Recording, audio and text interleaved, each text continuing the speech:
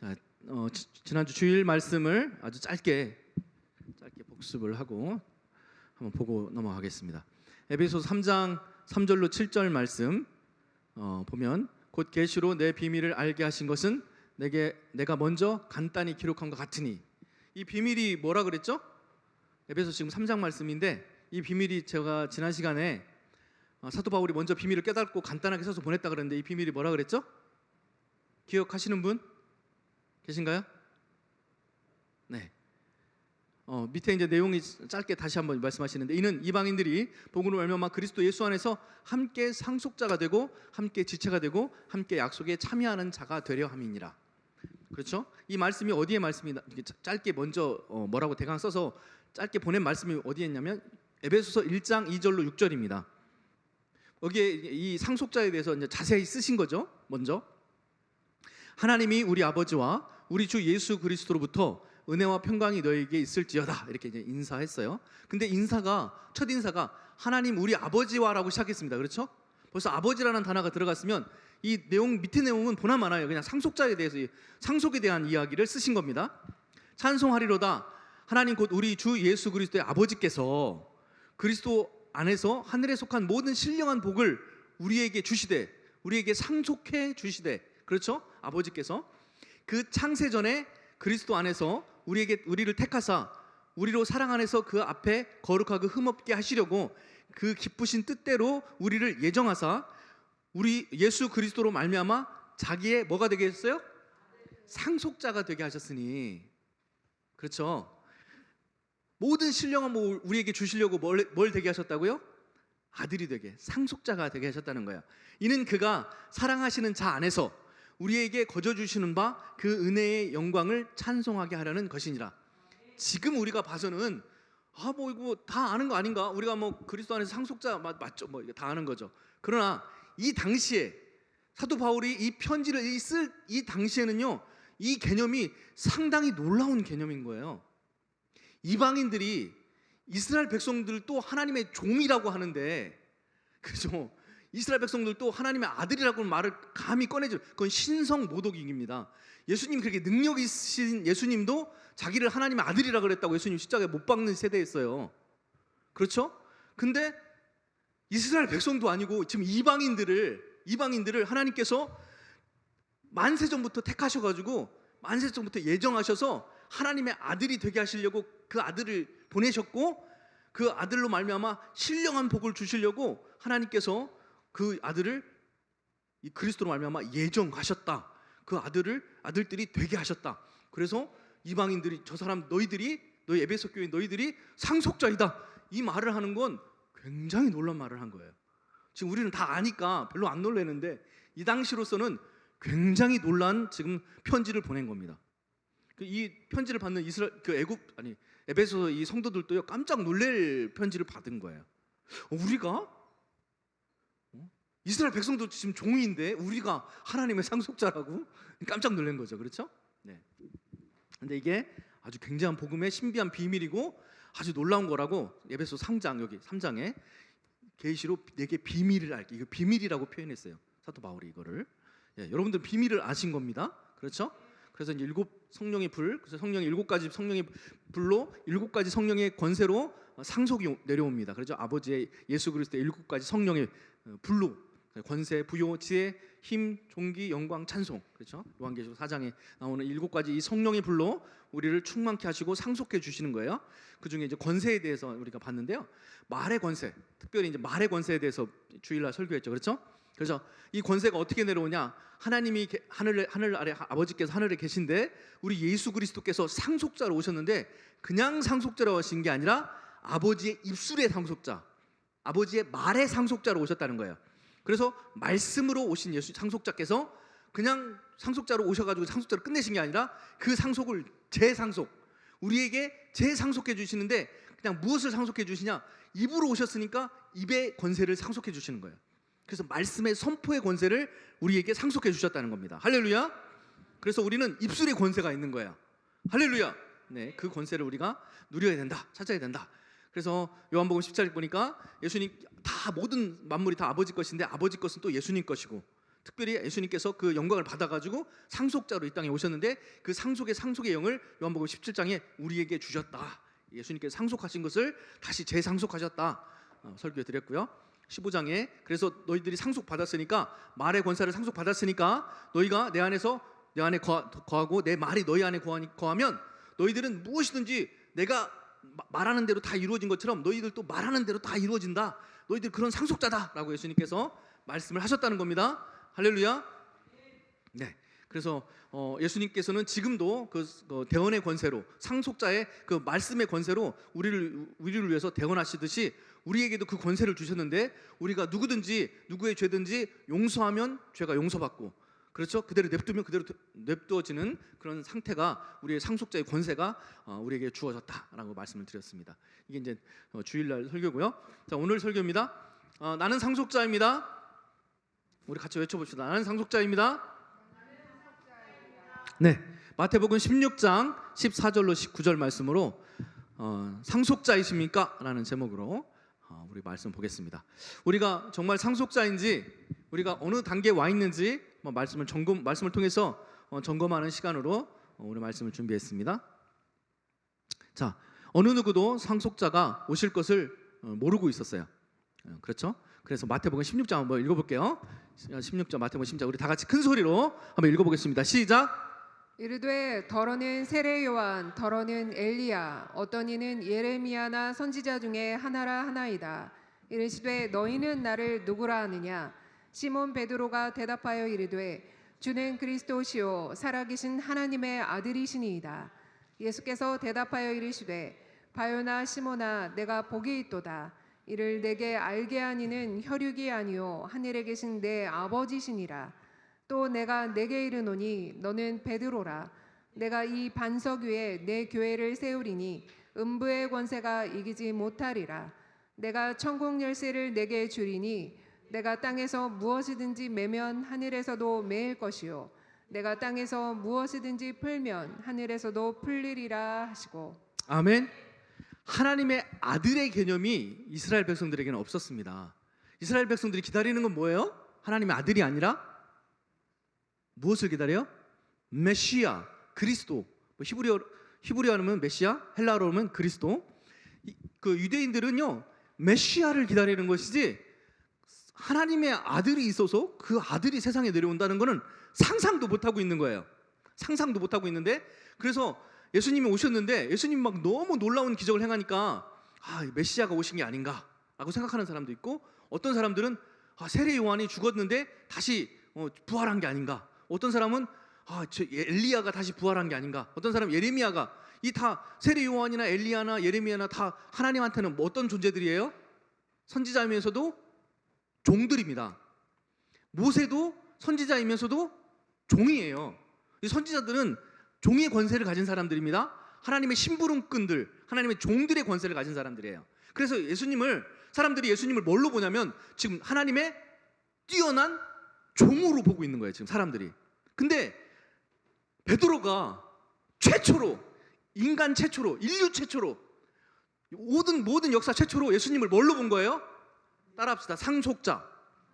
하나님의 아들이신, 하나님의 상속권을 가지신, 하나님의 모든 것을 마음대로 사용할 수 있는 상속자로 베드로가 예수님을 선포해버린 거예요. 놀라운 이야기죠. 그러니까 예수님도 예수님 놀라셨을까요? 예수님 놀라셨을까요? 시몬 베드로가 대답했을 때 주는 그리스도시요 살아계신 하나님의 아들이십니다. 우리는 이 말씀을 다 알고 있으니까 베드로가 그런 말 했나 보다 하는 거지만, 그 당시로서는 아까 사도 바울이 그 당시 이방인들에게 너희들은 하나님의 신령할 복을 받을 하나님의 아들들이다라고 말한 것도 굉장히 신비한 이야기지만, 지금 예수님을 바라보고 베드로가 이 최초로 당신은 하나님의 아들이십니다라고 말한 건 엄청난 말을 한 거예요. 최초로 베드로가 상속자에 대해서 이야기를 한 거예요. 예수님은요, 이 땅에 왜 오셨다고요? 상속권을 가지시고 이 땅에 맏아들로 오셔서 둘째 아들인 우리들에게 상속권을 주시려고 오신 목적을 가지신 분인데, 그 목적에 대해서 정확하게 지금 베드로가 이야기한 거예요. 당신은요 하나님의 아들로서 상속권을 가지고 오신 분입니다 라고 이야기해버린 거예요. 그러니까 예수님께서 대답하여 이르시되 바요나 시몬아, 네가 웬일이냐? 네가 복이 있다. 네가 엄청난 복이 있다. 내가 이것 때문에 이거 왔는데 네가 이것을 알아버렸네. 너에게는 지금 엄청난 복이 열릴 거야 하면서 무슨 복에 대해 얘기하시면 이를 알게 하는 이는 혈육이 아니라 육체로서, 그리고 뭐 공부해서 뭐 이 세상에서 알 수 있는 게 아니야. 이것은 하늘의 아버지께서만이 알려줄 수 있는 이 상속의 권세에 대해서 네가 알게 된 거야. 성령을 통해서 알게 된 거야. 네가 이 권세는 어떤 권세냐면 또 내게 이르노니 너는 베드로라 이 반석 위에 교회를 세우리니 음부의 권세 이기지 못해. 이 아들의 상속의 권세는 음부의 권세가 이길 수 없는 권세야. 또 내가 천국의 열쇠를 내게 주리니 이 상속 권세, 이 상속의 권세, 이 상속의 비밀의 권세. 열쇠라는 건 비밀을 여는 권세잖아요, 그죠?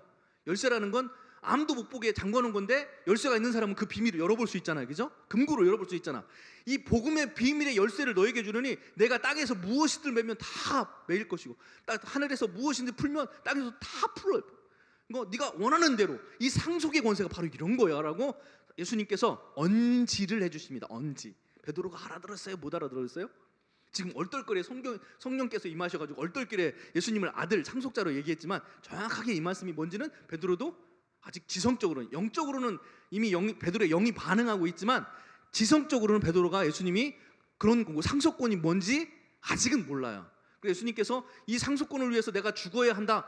내가 죽어야 너희들한테 이 상속권이 간다고 바로 뒤에 말씀, 이 밑에 구절의 말씀이 그래 내가 십자가에 죽어서 이 상속권을 너희들에게 넘겨줄 거야 라고 말씀하시니까 베드로가 예수님 죽으시면 안 됩니다. 그러니까 예수님께서 사탄아 내 뒤로 물러가라 이렇게 말씀하시죠. 그렇죠?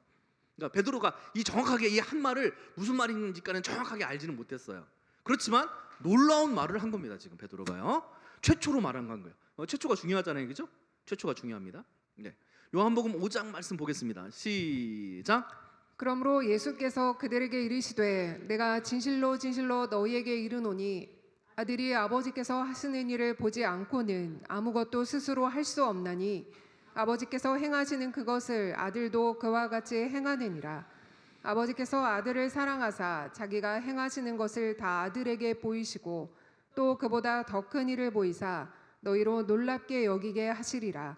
아버지께서 죽은 자들을 일으켜 살리심 같이 아들도 자기가 원하는 자들을 살리느니라. 자, 아멘. 지금 여기 아들과 아버지와 아들이에 대해서 이야기가 쭉 나오네, 그죠?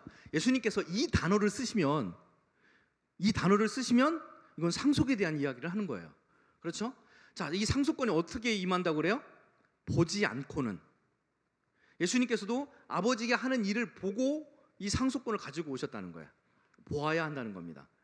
그렇죠? 아버지께서 행하시는 그것을 아들도 그와 같이 행하니라. 보고 아버지께서 아들이 행하사 그가 행하시는 것을 그 아들에게 보이시고, 그렇죠? 또 그보다 더 큰 일을 보이사 너희로 놀랍게 여기지 말라. 아버지께서 죽은 자들을 일으켜 살리신 같이 아들도 자기 원하는 자들을 살리리라. 이게 뭐예요?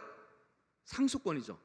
아버지께서 원하시는 사람을 아무나 다 살리듯이 예수님도 아무나 원하는 사람을 다 살릴 수가 있는 상속권이 있어요. 또 우리도 뭐예요? 우리에게도 그 상속권이 왔어요? 안 왔어요? 이건 예수님께서 본인이 그런 상속권이 있다고 지금 자랑하려고 하는 게 아니라 너희에게 이 상속권을 넘겨줄 거야 라고 주님께서 언지해 주시는 거예요.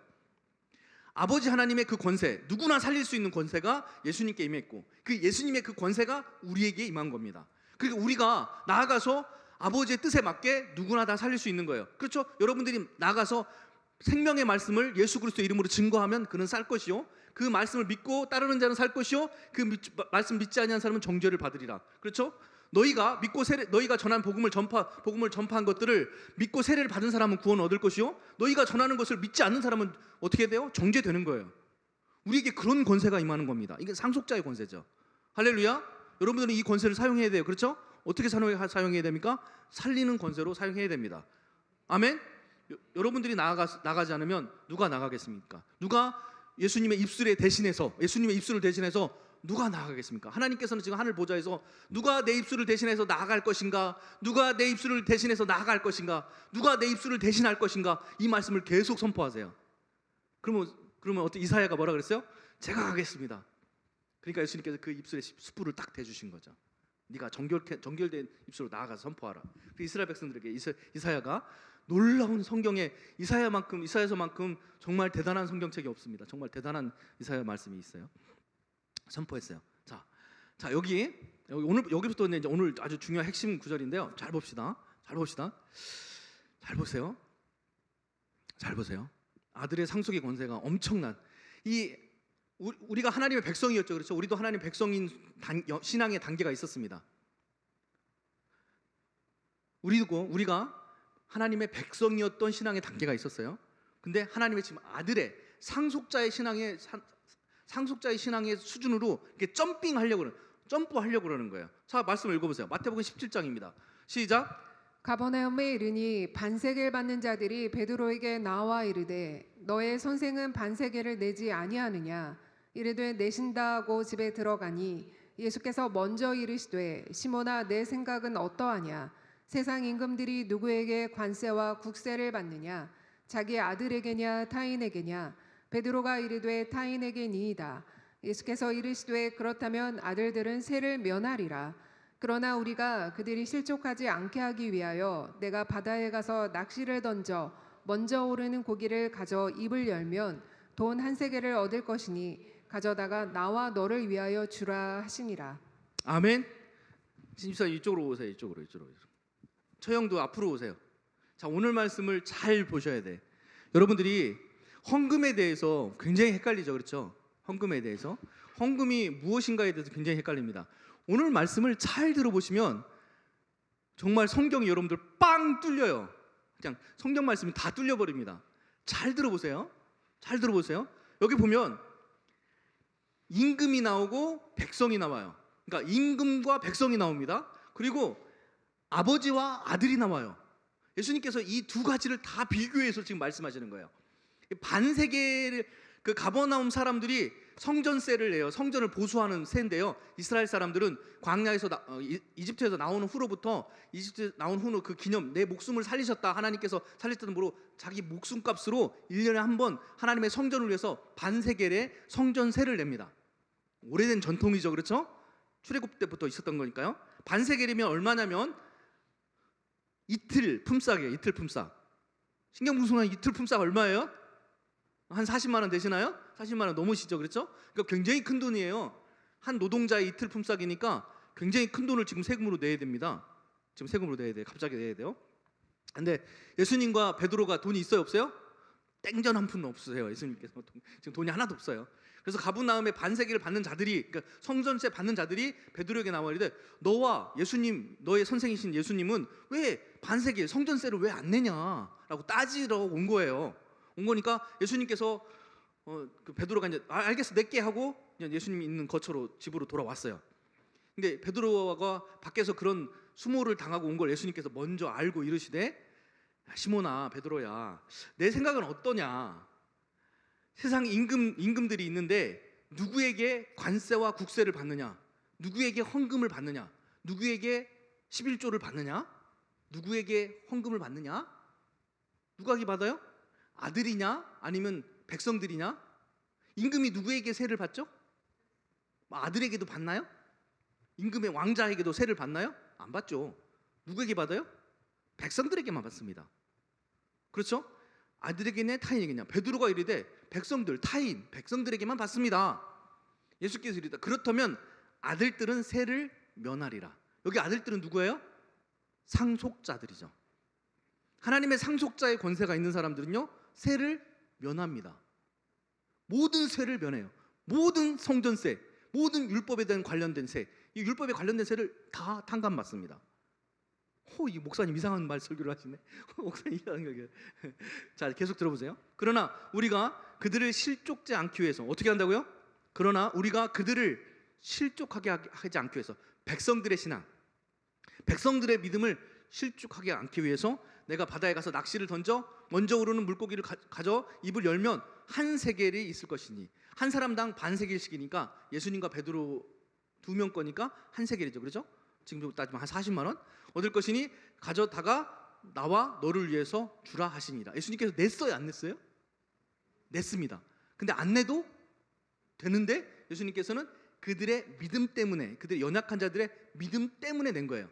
근데 하나님의 하늘의 신령한 법으로서는, 하늘의 법으로서는 안 내도 되는 거예요. 왜? 예수님과 베드로는 어떤 상태예요 지금? 자녀인 상태죠. 하나님과 예수님과의 관계는 왕과 백성의 관계가 아닙니다. 하나님과 예수님과의 관계는 아버지와 자녀의 관계예요. 그렇기 때문에 예수님은 세를 안 내도 되는 거예요. 근데 믿음이 연약한 자들을 위해서 내신 거죠. 자, 이처럼 신앙에는 차이가 있는 거예요. 자, 신앙에는 등급이 있고 차이가 있습니다. 이 글씨 잘 보이시나요? 안 보이시는 분은 앞으로, 중요한 표니까요. 여러분들 앞으로 신앙생활 하시면서 여러분들에게 굉장히 중요한 표니까 잘 보시기 바랍니다.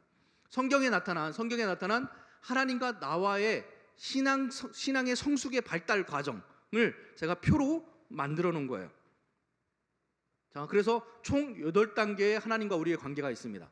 그래서 하나님 우리를 사랑하시는 단계인데요. 첫 번째는 창조자와 피조물로서의 단계예요. 그래서 노동을 하지 않아도 하나님께서는 호흡과 빛과 물을 주십니다. 그렇죠? 우리의 노동과 상관없이 모든 사람들에게 편만한 하나님의 사랑, 그렇죠? 호흡과 빛과 물을 주세요. 그렇죠? 이방인들에게, 악한 자에게라도 동일하게 하나님께서 이것을 하나님의 사랑으로 증거해 주시는 거예요. 할렐루야. 이것이 하나님의 사랑입니다. 근데 이 1단계에서도 두 가지로 나눠져요. 무노동과 노동으로 나눠지는데요. 여튼 일단 그렇고요. 여기에서는 하나님과 이 1단계 하나님의 사랑의 관계가 있는 사람은요, 하나님의 음성을 들을 수가 없습니다. 하나님을 볼 수가 없습니다. 하나님과 대화가 안 됩니다. 하나님의 어떤 분이신지 알 수가 없습니다. 또 하나님과에 대한 상속권이 없습니다. 이 신앙 단계에 있는 사람은 하나님과의 상속권이 없어요. 여기는 이방인들도 포함되고 믿음이 있지만 가짜 믿음에 포함된 사람들이에요. 그리고 믿음이 있어도 이제 막 예수님을 믿은 사람, 아주 초신앙을 해당됩니다. 두 번째 단계가요, 하나님과의 사랑 단계. 두 번째 단계가 나라의 왕, 국왕이신 하나님과 백성의 단계죠. 아까 반세계에 대한 이야기할 때 주님께서 백성과 아들에 관해서 이야기를 하셨잖아요, 그죠? 백성의 단계와 아들의 단계에서 이야기를 하셨습니다. 근데 여기 백성의 단계는요, 하나님께서 우리에게 안전을 공급해 주시고 시민의 권리를 보장해 주시고요, 노동의 의무가 따릅니다. 그리고 율법을 준수하는 의무가 따르고요, 세금, 그러니까 헌금 11조의 의무가 따라요. 하나님의 백성인 사람은, 그러니까 하나님 백성 단계에 있는 사람은 이 율법과 11조의 의무가 따릅니다. 이해 가시겠죠? 달라요. 그래서요, 이 단계의 신앙에 있는 사람은 하나님의 음성을 조금 들을 수 있어요. 아주 조금, 불완전하게, 완전하게 아니고 불완전하게 하나님의 음성을 조금씩 하나님의 음성을 들을 수 있는 신앙 단계예요. 하나님을 볼 수가 없습니다. 하나님과 대화가 안 돼요. 하나님을 알 수도 없어요. 하나님 몰라요. 하나님과 상속권도 당연히 없습니다. 그리고 그 다음 단계가 주인과 종의 단계예요. 예수님이 주인 되시고, 우리가 예수님을 뭐라고 불러요? 주님이라고 부르잖아요. 그죠? 우리가 예수님을 주인님, 줄임말로 주님이라고 부릅니다. 우리가 예수님을. 이 주인과 우리는 하나님의 종이죠. 그렇죠? 하나님의 부르심을 입은 하나님의 종들입니다. 그렇죠? 하나님께서 우리에게 각 달란트를 주시고 은사들을 주셔서 우리가 하나님의 뜻을 이루는 하나님의 종들, 이것도 하나님의 종들입니다. 목회자만 하나님의 종이 아니에요. 모든 사람이 하나님의 종입니다. 이 신앙의 사랑 단계가 예수님을 주인으로 모시고 종된 삶을 사는 사람인데요, 이 사람은 하나님의 기업에 참여하는 공급을 받습니다. 기회를 받아요. 하나님의 기업에, 하나님의 쓰임을 받을 수 있는 하나님의 기업에 참여하고요, 예수님의 집을 관리할 수 있는 공급이 있고, 또 식량을 보장해주고요, 거할 집을 보장해주고요, 또 근데 의무는 주인에게 어떻게 해야 돼요? 순종이 아니라 복종해야 되는 신앙이에요. 이 단계에서는 무조건 예수님의 말씀에 복종해야 합니다. 아시겠죠? 그리고 노동의 의무가 있어요. 하나님이 시키는 것을 어떻게 해야 돼요? 반드시 복종하면서 반드시 땀과 수고를 해서 노력해서 예수님의 뜻을 이루어내야 합니다. 이런 신앙의 과정이 있어요. 이런 과정을 거치지 않고 어느 날 갑자기 상속자가 되는 것은 아닙니다. 자, 백성의 단계, 창조자 피조물 단계에다가, 그죠? 우리 처음 믿음이 이 정도였죠?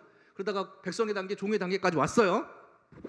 그 다음에가 뭐냐면 4단계, 사랑의 4단계인데요, 목자와 양의 단계입니다. 목자와 양의 단계. 예수님을 우리의 목자로 모시고 우리는 그분의 양이 되는 거죠. 이 단계에서는요, 노동을 하지 않습니다. 우리의 수고와 노력과는 상관없어요. 예수님께서 우리의 안전을 보장해 주시고 우리의 영혼의 안전을 보장해 주시고 우리에게 양식을 주십니다. 육의 양식, 영의 양식을 부어 주세요. 그리고 우리는 예수님께 순종합니다. 양들은 어때요? 목자의 음성을 듣고 목자에게 순종해서 복종이 아니라 순종해서 나가죠. 순종하는 신앙이 돼요. 복종의 신앙에서 넘어가서. 그리고 근데 대신 목자의 꼴을 먹고 어떻게 해야 돼요? 우리가 살찌워서 젖을 내야 해요.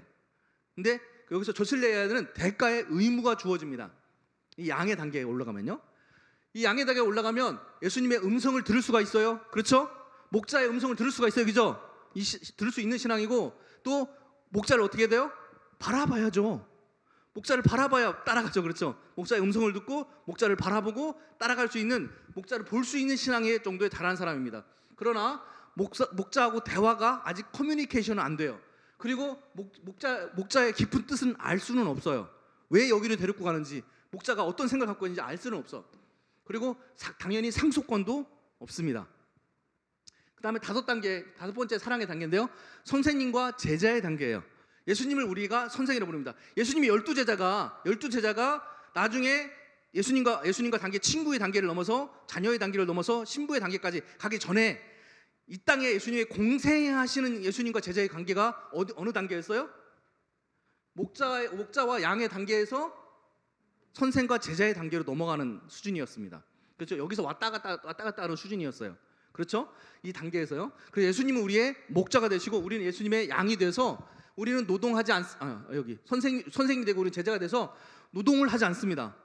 영적인 신령한 것들을 얻기 위해서 노동을 하는 게 아니에요. 그리고 예수님은 우리의 안전을 선생이신 예수님 우리의 안전을 보호하시고 우리에게 지식을 주십니다. 하늘의 신령한 지식들을 주세요. 그리고 우리는 하나님께 그 선생님이신 예수님께 랍비이신 예수님께 순종하고 대신 선생님께 배운 것들을 실천해야 될 대가가 있습니다. 배운 것들 의무가 있어요. 그리고 예수님의 제자들이 이 단계에서 머물러 있었던 거죠. 그렇죠? 예수님의 음성을 들을 수가 있고요. 선생님이신 예수님의 음성을 들을 수가 있고 예수님을 보기도 하고 또 여기는 예수님과 대화도 가능합니다. 대화도 가능해요. 근데 예수님을 온전히 알기는 어려워요. 선생이신 예수님의 뜻을 제자들이 알 듯하면서도 모르고 성경 말씀 읽어보면요. 베드로나 예수님의 제자들이 예수님의 뜻을 막 알 듯하면서도 이 사람들이 나중에 또 엄한 소리 하고 그죠? 모를 듯하면서도 알 듯하고 뭐 이렇게 해서 아주 세모예요. 세모. 여기 동그라미는 아니고 여기 세모입니다. 완전한 동그라미 아니고 마찬가지로 선생님과 제자의 관계는 상속권은 없습니다. 그래서 제자들이 그 다음 단계로 주님께서 말씀하신 게 여섯 번째 사랑의 단계고요. 예수님과 제자의 단계가 형제의 단계. 여기서 성경에서는 친구라고 나오는데 친구 같은 형제 같은 친구, 뭐 의형제 정도 되는 겁니다. 그냥 뭐 아무 때나 그냥 등 돌릴 수 있는 그런 친구를 말하는 게 아니에요. 예수님께서 말씀하신 친구는 그냥 목숨을 다해서 줄 수 있고 친구를 대신 죽을 수 있을 정도로 형제 같은 친구를 말하는 겁니다. 자, 이 단계에 이르면 무노동이고요. 안전을 보장받고 지식을 받고 또 서로 헌신해야 되고 서로 사랑해야 될 의무가 주어져요. 예수님의 음성을 듣고 보고 말하고 온전히 알기까지 가능합니다. 그러나 상속권은 없어요. 자, 7단계가 아버지와 자녀 단계, 지금 우리가 하고 있는 나는 상속자입니다. 이 단계입니다. 무노동이고요. 안전을 보장받고 양식을 받고 또 상속권이 있어요. 이게 중요하죠. 그렇죠? 이게 제일 중요합니다. 상속권을 받고 헌신과 사랑을 해야 돼요. 아버지께 헌신해야 되고 부모에게 헌신하고 부모님을 사랑해야 됩니다. 또 마지막 여기서는 이제 다 들어가고 상속권에 들어가고 여덟 번째 단계가 신랑과 신부의 단계입니다. 이건 여덟 번째 단계는 예수님께서 재림하셔야 돼. 이 단계에 들어갈 수가 있어요. 아버지와 자녀의 단계였다가 예수님께서 재림하시는 동시에 우리가 신부의 단계로 들어가서 혼인잔치에 들어가면서 우리가 신부가 되는 것인데요. 여기 무노동이고요, 안전이고요, 양식을 받고 상속받고 헌신하고 사랑. 자녀하고 똑같네요. 네, 똑같습니다. 이 하나님의 자녀라는 것과 하나님의 신부라는 것은 거의 비슷한 거예요. 그러나 어디에 더 상속권이 있고 어디에 더 연합이 강해요? 부모와 자식 간의 연합이 강한가요? 아니면 남편과 아내의 연합이 더 강한가요? 우리는 지금 아버지 하나님과 자녀의 상속권을 가지고 그 상속권을 받기 위해서 지금 아버지를 향해서 나아가는 거고요. 실제 예수님께서 오셨을 때는 우리가 예수님과 온전히 연합되는 단계이기 때문에 남편과 신부의 단계로 표현을 하는 거예요. 아버지와 자녀의 관계로 표현하기에는 훨씬 더 강력한 연합이 이루어지기 때문에 남편과 부인의 단계, 남편과 신부의 단계로 표현을 하는 것입니다. 성경 말씀에 이해 가시죠? 그래서 엄청난 큰 상속이 있죠. 그렇죠? 실제로 세상에서도요. 실제로 세상에서도 남편이 죽으면 유언을 하고 죽으면 그 상속권이 누구에게 넘어가요? 먼저는 자녀에게 갑니까? 아니면 남편의 부인에게 갑니까? 우선순위가 아시나요? 부인에게 먼저 갑니다. 자녀에게 먼저 가는 게 아니라 남편이 죽으면 먼저 상속권은 부인에게 먼저 가게 돼 있어요. 자녀에게 안 갑니다. 마찬가지예요. 이거 성경 말씀도 그렇고 성경의 그 시대도 그렇고 우리나라도 지금 똑같은 상황이라 좀 비슷한데요. 이 하나님의 상속권은요, 이 하나님의 신부에게 더 강력하게 부어지는 거예요. 그래서 완전히 신랑과 신부가 하나 되면서 신랑의 모든 것은 다 신부의 것입니다. 이해 가시죠? 자, 이렇게 신앙의 이런 발달 단계로 갑니다. 이제 말씀들을 좀 보겠습니다. 자, 첫 번째 단계로 말씀을 볼게요. 창세기 1장 29절. 하나님이 이르시되 내가 온 지면에 씨 맺는 모든 채소와 씨 가진 열매 맺는 모든 나무를 너희에게 주리니 너희 먹을 거리가 되리라. 그렇죠? 이건 무상 공급입니다. 에덴 동산에서 무상 공급하는 거예요. 노동이 필요치 않습니다. 아담에게 이르시되 내가 내 아내의 말을 듣고 내가 먹지 말라는 나무 열매를 먹었은즉 땅은 너로 말미암아 저주를 받고 너는 땅에 수고하여 그 소산을 먹으리라. 범죄하고 나서요, 무노동이 노동으로 바뀐 거예요. 원래 하나님과 창조물, 피조물의 관계는 무노동입니다. 노동하지 않아도 뭐든지 먹을 수 있는 거예요. 그래서 우리가 천국 가면 어때요? 천국 가면 노동을 합니까? 안 합니까? 그렇죠? 우리를 창조하신 창조자에게 우리가 돌아가게 되는데, 천국 가면 우리가 노동하지 않는 이유가 처음부터 하나님과 우리 관계는 무노동의 관계입니다. 피조물과 창조자와 피조물의 관계는. 근데 범죄함으로 그 노동이 우리 안에 들어온 거예요. 그렇죠? 그리고 우리가 온전히 신앙생활을 회복하면 무노동의 하나님의 은혜를 사랑에 받게 돼요. 마태복음 5장 45절. 이같이 한즉 하늘에 계신 너희 아버지의 아들이 되리니 이는 하나님이 그 해를 악인과 선인에게 비추시며 비를 의로운 자와 불의한 자에게 함께 같이 내려준다. 그죠? 하나님의 사랑은 모든 자에게 동일하게 내려줍니다. 이것이 하나님의 첫 번째 단계의 사랑이에요. 자, 두 번째 단계의 사랑은요, 그렇죠? 신명기 14장에 나오는데요. 신명기 14장 28절 29절입니다. 매 3년 끝에 율법이에요. 이게 율법. 이거 반드시 이스라엘 백성들은 지켜야 됩니다. 하나님 왕이 되시고 이스라엘 백성들은 이제 백성이 되는데요. 이 백성들은요, 반드시 이 율법을 준수해야 돼요. 하나님의 안전하시게 보호하심과 시민의 권리를 보호받으려면 이것이 율법을 지켜야 되는, 매 3년 만에 소산의 10분의 1을 다 내어 성읍을 저축하며 너희 중에 분깃이나 기업이 없는 레위인이나 내 성중에 거주하는 객과 고아 과부들이 와서 먹고 배부르게 하라. 그리하면 내 하나님 여호와께서 내 손으로 하는 범사에 내게 복을 주시리라. 자, 조건이 있는 거죠. 하나님 백성들에게는 조건이 주어져요. 11조를 내서 11조를 통해서 레위인들, 그러니까 제사 드리는 사람들이 먹고 살아야 될 것, 그리고 과부와 고아들이 먹고 살아야 될 것을 보충해 줘야 되기 때문에 이 이스라엘 백성으로서는 반드시 이것을 내야 되는 거예요. 이해 가시죠? 내 신앙이 아직 이 하나님과 내가 백성의 단계라면 우리도 의무적인 11조를 내야 하는 겁니다. 그렇죠?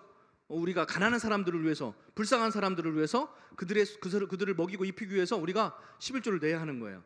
우리가 그 단계를 넘어서야 되는 거죠. 그러니까 역대하 31장 4절 6절. 또 예루살렘에 사는 백성들을 명령하여 제사장들과 레위 사람들을 몫에 음식을 주어 그들에게 여호와의 율법을 힘쓰게 하라. 그렇죠? 백성들은요, 반드시 율법에 힘써야 합니다. 백성된 자라면, 하나님과 관계가 백성의 위치에 있다면 율법에 힘써야 해요. 왕의 명령이 내려지자 곧 이스라엘 자손이 곡식과 포도주와 기름과 꿀과 밭의 모든 소산의 첫 열매, 그죠? 소산의 첫 열매를 하나님께 드려야 되고, 또 모든 것에 11조를 드려야 돼요.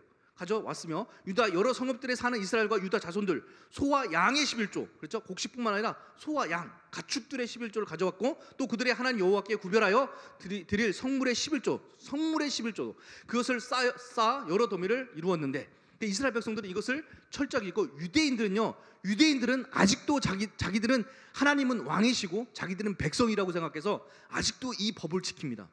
자, 여러분들은 하나님이 왕이시고 여러분들은 백성입니까? 아직도 그 단계에 있습니까? 여러분들이 그 단계에 있다면, 여러분들은 그 믿음에 있다면, 여러분들이 이 믿음에 머물러 있다면, 율법에 머물러 있고 여러분들이 종된, 하나님은 왕이시고 우리는 백성이고 하나님은 주인이시고 우리는 종이다, 이 믿음에 머물러 있다면 여러분들도 11조를 내야 하는 의무를 지는 거야. 여러분들의 믿음이 거기 있다면. 근데 여러분들의 믿음이 거기 있는 게 아니죠. 예수님께서는 그것을 뛰어넘게 하기 위해서, 상속자로 뛰어넘게 하기 위해서 오신 분인데, 아직도 예수님의 그 상속의 권세를 받지 못하고 여기에 자기 믿음을 머물게 한다면은 어리석은 사람인 겁니다. 매우 어리석은 사람이죠. 이 신앙은 싹 하고 지나가야 돼요. 없진 않습니다. 쑥 하고 지나가야 됩니다. 그렇죠? 헌금하고 하나님께 은혜 받고 헌금해서 막 은혜할 때 하나님 은혜 주고 막 그런 때가 있어요. 또 신앙이 이렇게 신앙생활 하다 보면 그런 때가 있어요. 단계 세 번째 단계입니다. 주인과 종의 단계. 그죠? 누가복음 12장에 나옵니다. 내가 참으로 너희에게 이르노니 주인이 그 소유를 그에게 맡길지니라. 저 주인이 그 소유를 그에게 맡기죠. 그렇죠? 종들에게 맡기는 거죠. 만일 그 종이 마음에 생각하기를 주인이 더디오리라 하여 남녀 종을 때리며 먹고 마시고 취하게 되면 생각지 않는 날 알지 못하는 때에 시각에 그 종의 주인이 이르러 엄히 때리고 신실하지 아니한 자의 벌을 받을 벌에 처하리니 주인의 뜻을 알고도 준비하지 아니하고 그 뜻을 행하지 아니하면 종은 많이 맞을 것이요 알지 못하고 맞을 일을 행한 종은 적게 맞으리라. 이 종은 알아요? 몰라요? 아버지의 뜻을? 예, 명령하는 것만 알지 아버지의 뜻까지는 주인의 마음속 깊이까지는 알 수가 없습니다. 그렇죠? 아버지의 명령도 모르고 그 뜻을 알고도 행치 않으면 많이 맞을 것이요 모르고 행치 않으면 적게 맞으리라. 이 종들에게는 뭐만 남아요? 잘하면 잘한 걸로 끝나고 못하면 뒤지게 맞는 거죠. 종들의 관계, 하나님과 나와의 관계가 맨날 주님 주인님만 이렇게 하면 이런 관계가 되는 거예요. 무서운 관계죠. 그렇죠? 무서운 관계예요. 어려운 관계고요. 아버지를 알기도 어렵고, 그렇죠? 굉장히 어려운 관계입니다. 아버지의 소유, 예수님의 소유를 우리가 맡아서, 그리고 교회라든지 뭐 교회 어떤 종된 일꾼으로서 교회를 섬기는 일을 맡아서 열심히 일하는 것도 좋지만 그 단계에 머물러 버리면요, 잘해도 그만, 못하면 엄청 책만 받는 거예요. 그래서 우리는 목사님들을 뭐 하나님의 종들이시 이렇게 하면 사실 칭찬이 아닙니다. 목사님들, 목회자들을 종이라고 부르는 거, 목사님들도 뭐 나는 하나님의 종으로서 해가면서 뭐 성도들을 막 이렇게 낮추어 보는데 절대 그러시면 안 돼요. 목사님들 절대 그러시면 안 돼. 굉장히 자기 자신을 불리한 상황에 놓아버리는 거예요. 그렇죠? 우리는 다 하나님의 상속자야 합니다. 목회자도 성도들도 다 상속자로 올라가야지 이 종된 위치는 굉장히 어려운 거예요. 굉장히 어렵습니다. 자, 그 다음 단계가요, 그렇죠? 목자와 양의 단계입니다. 요한복음 10장 말씀입니다. 3절 5절. 자, 문지기는 그를 위하여 문을 열고 양은 그의 음성을 듣나니. 양은 목자의 음성을 들어요, 못 들어요? 듣습니다. 그가 자기의 양을 이름을 각각 불러내 인도에 내느니라. 자기 양들을 다 내온 후에 앞서가면 양들이 그의 음성을 어떻게 해요? 아는 고로 따라오되 타인의 음성은 알지 못하는 고로 타인을 따르지 아니하고 도리어 도망하느니라. 순종하여, 목자의 음성도 알고 목자의 음성에 순종하여 지금 자연스럽게 따라가고 있죠. 내 양은 내 음성을 들으며, 내 음성을 들으며, 예수님과 음성을 듣는다 그래, 그죠? 나는 그를 알며, 예수님께서 그 양들을 알아요. 근데 양들은 예수님을 알아요, 몰라요? 목자를 보기도 하고 목자의 음성을 듣긴 하지만 목자의 깊은 것까지는 알지 못해요. 그들은 나를 따르느니라. 순종해서 따라오죠. 그죠? 그들은 내게 영생을 주노니 나는 영원히 멸망치 아니할 것이요 그들은 내 손에서 빼앗을 자가 없느니라. 그들은 주신 내 아버지는 만물보다 크심에 아무도 아버지 손에서 뺏을 수 없느니라. 할렐루야. 이 양과 목자의 이 단계만 와도요 굉장히 신앙생활이 성숙한 겁니다. 굉장히 성숙한 거예요. 목자의 음성을 듣고 목자가 인도하는 대로 순종해 나가는 신앙만 돼도 엄청나게 성숙한 겁니다. 지금 이게 제자들의 신앙 단계예요. 제자들의, 예수님께서 제자들을 향해서 나는 목자고 너희들은 내 양이다고 주님께서 말씀하시죠. 자, 다섯 번째 단계, 예수님과 제자들의 관계인데요, 비슷합니다. 목자와 양의 관계와 이 선생과 제자의 단계가 굉장히 비슷한 단계예요. 그러나 한 끗 차이로 선생과 제자의 단계가 더 높아요. 왜냐하면 요한복음 13장에 보면 내가 주와 또는 선생이 되어 너희 발을 씻겼으니 너희도 서로 발을 씻어주는 것이 옳으니라. 이 부분에서 말씀에서 벌써 보듯이 양들은 이것이 안 됩니다. 양들은 안 돼요. 예수님께서 주와 선생이 되셔가지고, 선생님이 되셔서 랍비가 되셔가지고 우리에게 본이 되셔서 아버지의 뜻, 아버지의 마음, 아버지의 그 위대한 것들을 벌써 가르치시고 알게 해주시는 단계예요. 내가 너희에게 행한 것 같이 너희도 행하게 하려 본을 보였노라. 수고하고 무거운 짐진 자들아 다 내게로 오라. 내가 너희를 쉬게 하리라. 나는 마음이 온유하고 겸손하니 나의 맹을 베고 내게 와서 배우라. 그죠? 예수님께서 배워요. 예수님의 온유하심과 겸손의 그 깊은 것들을 배워갈 수 있는 단계예요. 그리하면 너희 마음이 쉼을 얻으리니 이는 내 멍에는 쉽고 내 집은 가벼우니라. 이 말씀 바로 위에 뭐가 있어요? 왜 마태복음 11장 28절과 30절 말씀 바로 위에 무슨 구절이 있어요? 바로 위에 구절 아시는 분? 아시는 분? 네. 어떤 관계에 대해서 얘기하십니까? 바로 위에가 아버지와 아들의 관계에 대해서 얘기하세요. 그렇죠? 아버지께서 계시해 준 아들밖에는 아버지를 알 자가 없고 아들의 뜻대로 아들을 나타내 준 사람만이 아들을 알 수가 있다라는 말씀을 하시죠. 그렇죠? 예수 그리스도께서 아들의 권세를 가지고 알게 준 사람만 아버지를 알게 된다. 아버지와 아들의 상속 권세에 대해서 말씀하시고 그 다음에 이 선생님과 제자의 단계에서 말씀하신 거예요. 그러니까 이 권세가 아버지와 아들과 관계하고 굉장히 연결된 관계입니다. 이 관계가 그렇죠? 이 단계 다음에 친구와 형제의 단계죠. 그렇죠? 마태복음 22장 예수님께서 이르시되 친구여 어찌하여 예복을 입지 않고 여기에 들어왔느냐 하니 그가 아무 말 못하거든. 이 혼인 잔치에 들어온 사람이 어느 단계에 지금 신앙에 들어와 있는 사람이요? 예수님께서 지금 뭐라고 부르셨어요? 이 예복을 입지 않은 이 사람을 예수님께서 친구라고 불렀습니다. 그러니까 상당한 신앙생활의 수준에 있는 사람인데 예수 그리스도의 의의 옷을 입지 않는 거예요. 상당한 수준에 있는 사람인데 이 사람이요. 그리고 또 요한복음 3장 29절입니다. 신부가 취하는 자는 신랑이나 서서 신랑의 음성을 듣는 친구가 그를 기쁘게 하나니 나는 이러한 기쁨으로 충만하니라. 여기 친구가 누구예요? 여기 친구. 여기 신부가 취하는 자는 신랑이나 신부는 여기 우리 성도들 말하는 거고 우리 성도들 말하고 취하는 신랑은 예수님을 말하는 겁니다. 서서 신랑의 음성을 듣는 이 친구는 누구예요? 세례 요한을 말하는 겁니다. 그러니까 세례 요한은 지금 신앙적인 수준이 어디 와 있는 사람이에요? 하나님과 그 영적인 관계가 하나님과 친구의 단계에 와 있는 사람이에요. 굉장히 영적으로 성숙한 사람이죠. 그래서 자기를 친구라고 표현한 거예요. 예수님의 친구, 하나님의 친구라고 표현한 겁니다.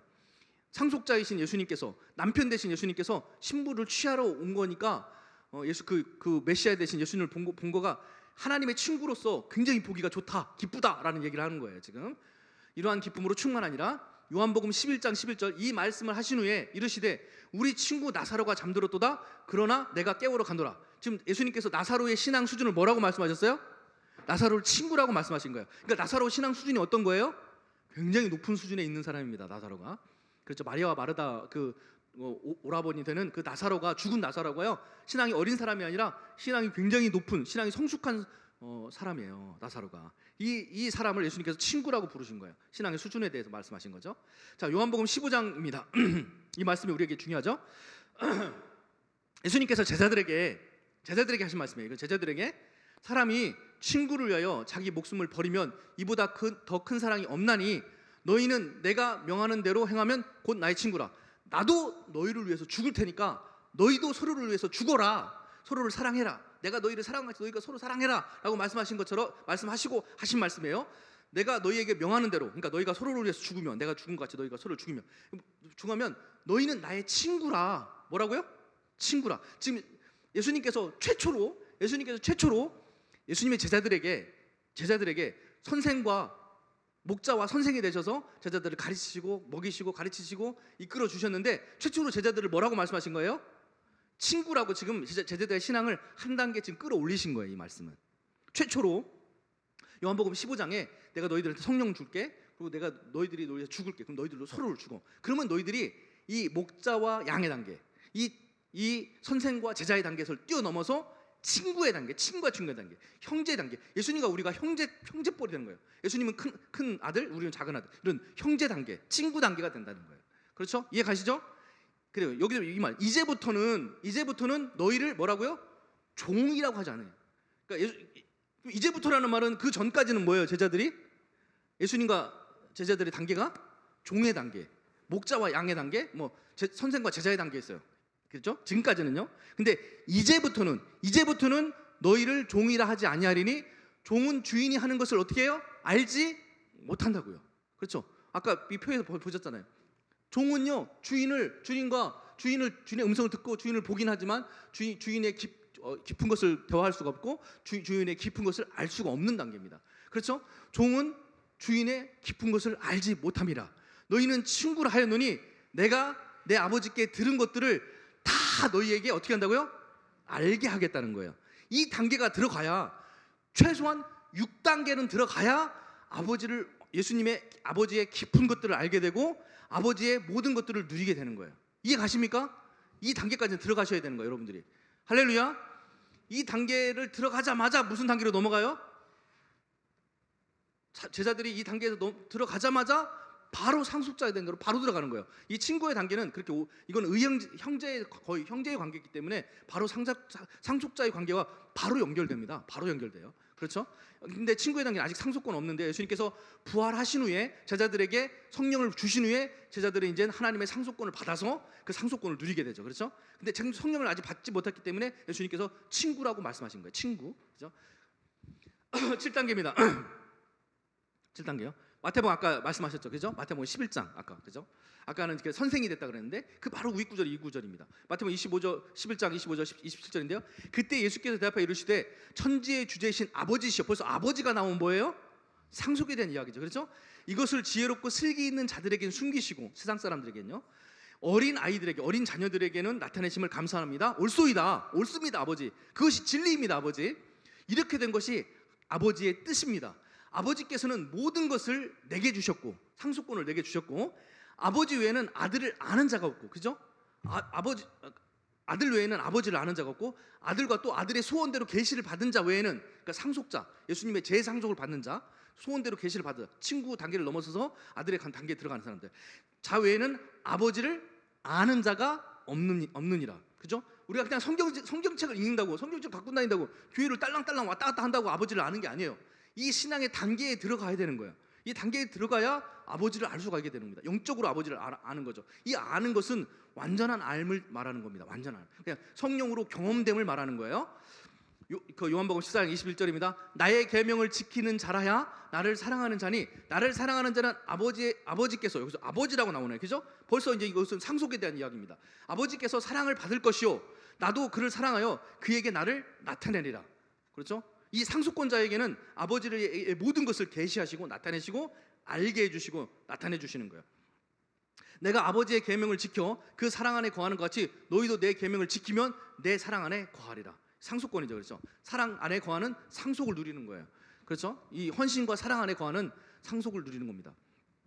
마지막 8번째 단계입니다. 다 끝났죠? 마지막이죠? 네. 8번째 단계, 신부의 단계입니다. 그렇죠? 문호동, 안전, 양식, 상속, 헌신, 사랑.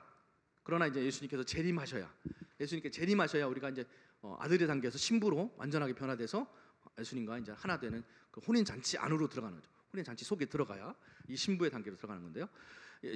그러니까 7번째 단계까지가 이제 우리가 이 세상에서 우리가 이제 신앙으로 성숙해야 될 단계고, 8번째 단계는 예수님께서 재림하셔야 될 단계입니다. 이해 가시죠? 무슨 말인지? 자, 아가서의 말씀에 이제 이 말씀이 아주 잘 나와요. 요한계시록하고 아가서의 말씀에 이 말씀이 아주 잘 나오는데요. 내 누이, 내 신부야. 여러분들 예수님께서 신부라고 부르시네요. 신부야, 내 사랑이 어찌 그리 아름다운지, 내 사랑은 포도주보다 진하고 내 기름의 향기는 각약 향품보다 향기롭구나. 이 사람의 지금 신앙의 수준에 대해서 말씀하시는 거예요. 이 신앙의 수준, 이 신부의 수준. 신부야, 내 입술에는 꿀방울이 떨어지고 내 혀 밑에는 꿀과 젖이 있고 내 의복의 향기는 레바논의 향기 같구나. 천국의 향기. 내 누이, 내 신부는 잠근 동산이요. 그렇죠? 에덴 동산 같은 숨겨진, 하나님께서 비밀로 숨겨놓은 하나님의 그 에덴 동산, 그 덮은 우물, 하나님이 숨겨놓은 그 생수의 우물, 또 봉한 샘, 하나님께서 잠가놓은 샘이라는 거죠. 은밀하게 숨겨놓은, 그렇죠? 하나님께서 이 상속자에게, 하나님의 신부들에게만 베풀려고 하나님께 준비해놓은 이 감추어진 복음의 비밀, 사도 바울이 다 이미 다 열어놨죠, 그죠? 우리에게는 사도 바울이 이것은 다 이거 아가서는 이게 구약 성경이기 때문에 뭐 감춰져 있고 다 잠겨 있고, 그런데 우리한테는 다 오픈되어 있습니다. 그렇죠? 이 상속권에 대해서 다 오픈되어 있는 거예요. 내게서 나는 것은 석류나무와 각종 아름다운 과수와 고벨화와 나도풀과 나도 본홍화와 창포와 개수와 각종 유황목과 몰약과 침향과 모든 귀한 향품이요. 천국의 향기들이에요. 그렇죠? 아름다운 향기가 나는, 그렇죠? 아름다운 신부죠. 너는 동산의 샘이요 생수의 우물이요 레바논으로부터 흘러나오는 시내도구나. 하나님의 그 보좌에서부터 흘러나오는 생수의 강이라는 거예요. 그렇죠? 이 사람에게서는 하나님의 생수의 강이, 하나님의 성전된 생수의 강이 이 사람한테는 펄펄펄 흘러 넘치는 거예요. 이 신부에게는. 그렇죠? 하나님의 상속자에게는 신부된 펄펄 흘러 넘치는 겁니다. 그러니까 그 사도 요한이 천국에 가보니까 하나님의 보좌로부터 막 생수의 강이 펄펄펄 흘러 나오는데, 이 생수의 강이 누구예요? 그러니까 하나님의 상속권을 받은, 하나님의 상속권을 받은 자들이 천국을 통치할 때 나오는 그 통치권인 거예요. 이해 가십니까? 하늘에서 나오는 콜펄펄, 하나님 보좌에서 펄펄펄 흘러 나오는 것이 성도 여러분들이 천국에서 누려야 될 하나님의 상속권, 그 통치권을 이렇게 생수의 강으로 표현한 겁니다. 여러분들이 천국에 가서 여러분들이 천국을 통치할 때 만물이 소생하고 만물이 살아나고 만물이 여러분들의 통치권 안에서 행복하고 영원히 그 천국이 유지가 되는 거예요. 여러분들이 그렇게 지금 양육되고 성장해 가고 있는 겁니다. 여러분들이 천국에서 해야 될 일인 거예요. 할렐루야. 여러분들의 부르심이 굉장하죠. 그렇죠? 여러분들의 부르심과 택하심이 굉장한 겁니다. 그래서 여러분들이 천국에 그런 엄청난 상속권을 가지고 여러분들이, 하나님께서 여러분들을 만세 전부터 책정하시고 예정하시고 여러분들을 부르신 겁니다. 할렐루야. 여러분들은 하나님의 상속자입니까? 여러분들 하나님의 상속자입니까? 종입니까? 백성입니까? 양입니까? 제자입니까? 친구입니까? 상속자입니까? 여러분들 지금 어디까지 와 있습니까? 여러분들의 신앙이 지금 어디까지 와 있어요? 다 하나님의 상속자의 삶을 사시기 바랍니다. 상속자의 믿음에 서시길 바랍니다. 말씀 다 같이 선포하고 마치겠습니다. 시작. 다 같이 선포하겠습니다. 너희는 내가 명하는 대로 행하면 곧 나의 친구라. 이제부터는 너희를 종이라 하지 아니하리니 종은 주인이 하는 것을 알지 못함이라. 너희를 친구라 하였노니 내가 내 아버지께 들은 것을 다 너희에게 알게 하였음이라.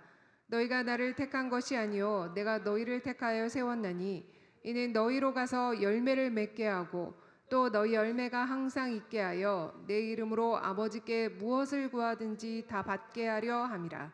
아멘. 내가 이것을 너희에게 명함은 너희로 서로 사랑하게 하려 함이라. 아멘. 여기에 복음의 비밀이 있는데요. 6단계 친구의 단계에서, 친구와 친구의 단계에서 7단계 상속 단계로 넘어가려면 뭐가 있어야 된다고요? 서로 사랑의 계명의 열매가 있어야 됩니다. 그래서 이 서로 사랑의 계명이 중요한 거예요. 그러니까 이해 가시죠?